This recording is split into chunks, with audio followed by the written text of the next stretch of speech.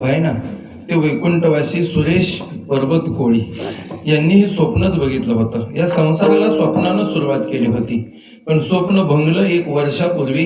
त्या दिवशी त्यांचं शरीर गेलं आणि आज दिवशी आपण त्यांच्या आत्म्याला श्रद्धांजली वाहण्यासाठी इथं जमलोय.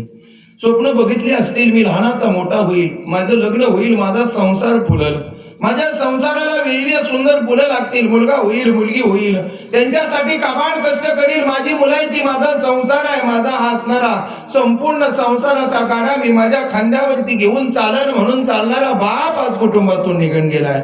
आणि जोपर्यंत बाप होता ना, साधा भोळा, साधं राहणं, साधी कपडी, डोक्यावरती टोपी होती, तो बाप तगडा मागला तरी घराची शोभा, घराच्या अंगणाची शोभा, घराचा आधार, घराचा पाया बाप होता. पण तो बाप निघून गेला.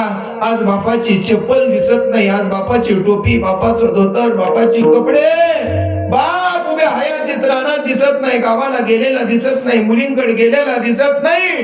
पोरावर संकट आलं तर देऊ नको बाळा, मी तुझ्या पाठीमागे म्हणणारा बाप आयुष्यातनं निघून गेला. आईचं कपाळ रिकामं झालं, मुलीचा अंतकरणातला आधार संपला आणि पोराची पाठ रिकामी झाली. हा बाप गेल्यानंतरचं वैभव संपत.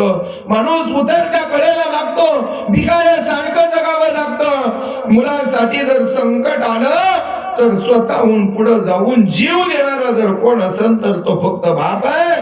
तुका म्हणे नेदी गांजू अनेकाशी, उदार जीवाशी आपुलिया. तो बाप आमच्यावरती जीवा पार प्रेम करत असतो. याच बापानं या संसाराला सुरुवात केली, या कुटुंबाला पोचलं, कष्ट केलं, रात्रंदिवस सांभाळलं.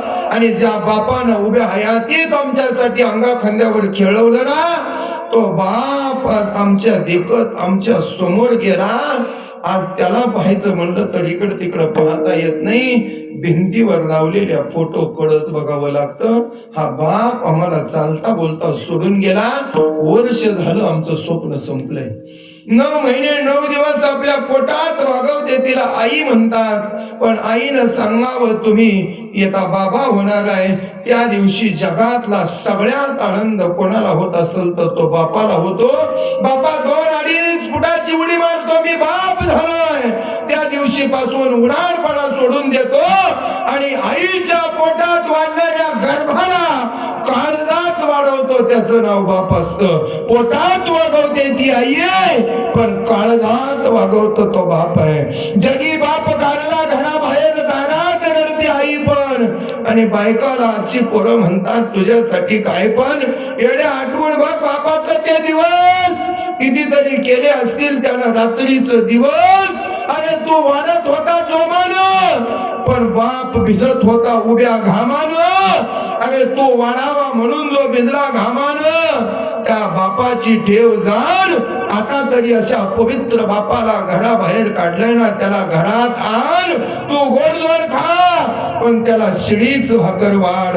आणि वाढत असताना जर बायको आडी आली ना तर तिला घराबाहेर काढ, तिला घराबाहेर काढ. अरे जिला मांस शरीरातलं आमच्या रक्त आटवलं घामानं, तो बाप निघून गेला. ज्या दिवशी बाप गेला, पोरीचं बाहेर संपलं आणि पोराचा आधार संपला. भावानं आणि आईनं कितीही पिशवी घरातनं बाहेर भरून देऊ द्या, पण पिशवी जर 4 बोटानं खाली असेल ना, बाप गावाच्या बाहेर जातो, जावाई बापूला गाडी थांबवायला लावतो आणि म्हणतो हे 500 रुपये घ्या आणि पिशवीतनं सांडेपर्यंत बाजार भरून घेऊन जावा. त्या जगाला कळू द्या, पोरीचा बाप अजून माहेरात जिवंत आहे. जिचा बाप जिवंत आहे तिचंच खायला फक्त पिशवीतनं दिसतं. काळजाचा तुकडा बाप असतो. या मुलासाठी कितीतरी काबाड कष्ट लोकांच्या दारात तो बाप झुजला असन, झिजला असन. राजा दशरथ राम वनवासाला गेला म्हणून मेला नाही. राजा दशरथ फक्त रामाच्या पायाला खडा टोचला, सुमंतानं सांगितलं. त्या दिवशी दशरथ राजा म्हणला, राम वनवासाला गेला तरी मला मरावंसं नाही वाटलं, पण माझ्या डोळ्यात देखत कमळाच्या पाकळ्याप्रमाणे माझ्या पोराच्या पायाला जमिनीचा खडा टोचला ना, जगण्याचा अर्थ संपला. राम म्हणून टाहो फोडला आणि त्या बापानं मुलांसाठी टाहो फोडून जीव दिला. हा बाप आहे. 4 पोरं वैभवाचं धनी देवाचा अवतार आहे, तरी सुद्धा लेकरांच्या कल्याणासाठी जीव दिला त्या तत्वाचं नाव बाप आहे. म्हणून तो बाप निघून गेला आणि त्या बापाच्या अट्टहासानं केलेल्या संसारात माग पोरानं हा सोहळा आपल्या बापासाठी केला ना, ही परम भाग्याची गोष्ट आहे. त्या कुटुंबाला त्या बापाचा आशीर्वाद लाभावा, बापाचं दुःख भरून निघावा आणि या कुटुंबामध्ये या मुलानं केलेलं अन्नदान धनदान ज्ञानदान पित्याला मिळावा आणि त्याच्या आशीर्वादानं यांच्या संसाराला गोड आशीर्वाद लागावा. एवढंच मागणं परमात्म्याकडे मागतो.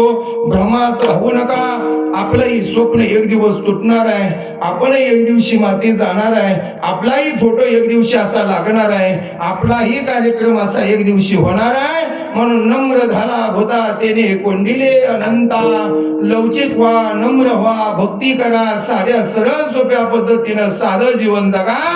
पण जशी लेकराची नाळ आई बापाला चिटकली असते तशी परमार्थाची नाळ न सोडता जीवनाचा गोड शेवट करा. यासाठी केला होता अट्टहास शेवटचा आधीच गोड व्हावा. आता निश्चिंतीने पावलो विसावा, कुंटलिया धावा तृष्णेची ज्ञानेश्वर माऊली ज्ञानराज